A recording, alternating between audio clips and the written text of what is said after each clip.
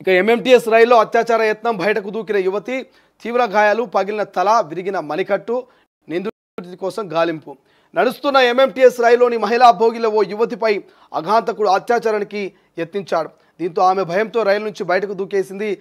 కంకర రాళ్లపై పడడంతో తీవ్ర గాయాలయ్యాయి స్పృహ తప్పి పడిపోయిన బాధితురాలిని అటువైపు వెళ్తున్న పాఠశాలలు గమనించి పోలీసులకు సమాచారం అందించారు ప్రస్తుతం ఆమె ఆసుపత్రిలో చికిత్స పొందుతున్నది ఇక ఏపీలోని అనంతపురం జిల్లాకు చెందిన మహిళ 23 మేడ్చల్లోని ఉమెన్స్ హాస్టల్లో ఉంటూ స్విగ్గీలో పనిచేస్తున్నది ఈ నెల 22న మధ్యాహ్నం మేడ్చల్ నుంచి సికింద్రాబాద్ రైల్వే స్టేషన్ సమీపంలోని ఓ సెల్ ఫోన్ రిపేరింగ్ షాప్కు తన మొబైల్ డిస్ప్లే మార్చుకునేందుకు వచ్చింది మొబైల్ రిపేర్ చేయించుకొని సుమారు రాత్రి 7:30కు ప్లాట్ఫామ్ నెంబర్ 10లో తెల్లాపూర్ మేడ్చల్ ఎంఎంటీఎస్ రైలు ఎక్కింది అది మహిళా భోగి సో అనంతపురం జిల్లాకు చెందినటువంటి ఒక 23 ఏళ్ల మహిళ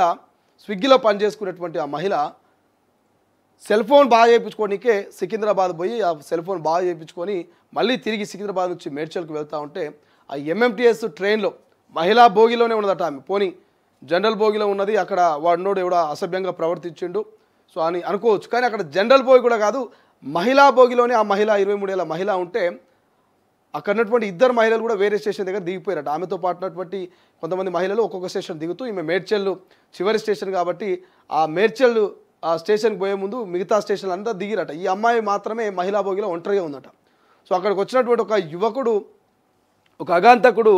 ఆమెను ఒంటరిగా ఉన్నటువంటి ఆ మహిళ మీద అఘాయిత్యం చేయబోయి ఆమెను అత్యాచారం పోయినటువంటి సమయంలో ఏం చేయాలో అర్థం కాక రన్నింగ్ ఆ ఎంఎంటీఎస్ ట్రైన్ల నుంచి ఆమె దూకి కింద పడతోటి కింద కంకర రాళ్ళు ఉంటాయి కదా సో రన్నింగ్ ట్రైన్ అనగానే మనం రన్నింగ్ ఆటో బస్సు దిగితేనే ఒక్కొక్కసారి పట్టు తప్పి కింద పడితే తలబగిలేటువంటి అవకాశం ఉంటుంది అటువంటి రన్నింగ్ ట్రైన్ల నుంచి ఆమె దూకితే ఆ కంకర మీద పడి ఈ తలకు గాయమైందట ఇక్కడ చేతి మణికట్టు విరిగిందట సో ఆమెకు తీవ్ర స్థాయిలోనే మణికట్టు విరిగి మొత్తం తల కూడా బగిలిందట సో అక్కడ ఉన్నటువంటి కొంతమంది గమనించి పోలీసులకు చెప్తే పోలీసులు తీసుకుపోయి హాస్పిటల్ జరిపించడం సో గాంధీ హాస్పిటల్ నుంచి మళ్ళీ బండి సంజయ్ ఈ అంశం తెలవగానే బండి సంజయ్ చొరవతోటి ఆమెను యశోద హాస్పిటల్కు ఏదో హాస్పిటల్కి తరలించినని విన్నా నేను సో అట్లా ఆ మహిళ మీద అఘాయిత్యం జరిగింది అది నిన్న చాలా సెన్సేషనల్ న్యూస్ అది సాయంత్రం 7:30-8 గంటల ఆ ప్రాంతంలో సెన్సేషనల్ న్యూస్ ఒక మహిళా భోగిలో ఆమె ఎంఎంటీసీలో ప్రయాణం చేస్తూ ఉంటే ఈ రకమైనటువంటి అఘాయిత్యాలు ఎందుకు జరుగుతూ ఉన్నాయి నిత్యం ఎంతో అవగాహన కల్పిస్తూ ఉన్నారు షీ టీమ్స్ అని చెప్పేసి అనేకమైనటువంటి ఫోక్సా లాంటి చట్టాలు ఎన్ని చట్టాలు తీసుకొచ్చినప్పటికీ కూడా ఎందుకు ఈ రకంగా కొంతమంది వ్యవహరిస్తూ ఉన్నారు కఠినమైన చట్టాలు ఉన్నాయని అవగాహన కల్పించిన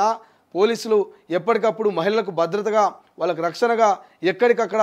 వాళ్ళు ఇటు బస్ స్టాపుల్లో రైల్వే స్టేషన్లో నిఘా పెడతా ఉన్నారు మీరు ఎట్టి పరిస్థితుల్లో అమ్మాయిలతో అసభ్యంగా ప్రవర్తిస్తే మీ మీద కేసులు అయితే అని ఎప్పటికప్పుడు అడ్వర్టైజ్మెంట్లు ఇచ్చినా వాళ్ళని ఎన్ని ప్రమోషన్లు చేసినా కూడా ఇటువంటి అఘాయిత్యాలు మాత్రం జరుగుతూ ఉన్నాయి సో మరి రాష్ట్ర ప్రభుత్వం ఇప్పటికైనా ఇటువంటి అంశాల మీద చొరవ తీసుకోవాలి ఇట్లా కంటిన్యూ అవుతూ ఉన్నాయి కాబట్టి చొరవ తీసుకొని వీటి మీద ఇమీడియట్లీ యాక్షన్ తీసుకునే విధంగా ఈ రాష్ట్ర ప్రభుత్వం ముఖ్యమంత్రి గారు చొరవ తీసుకోవాలని ప్రతిపక్షాలు కూడా ప్రధానంగా డిమాండ్ చేస్తున్నటువంటి పరిస్థితి మనకు అనిపిస్తోంది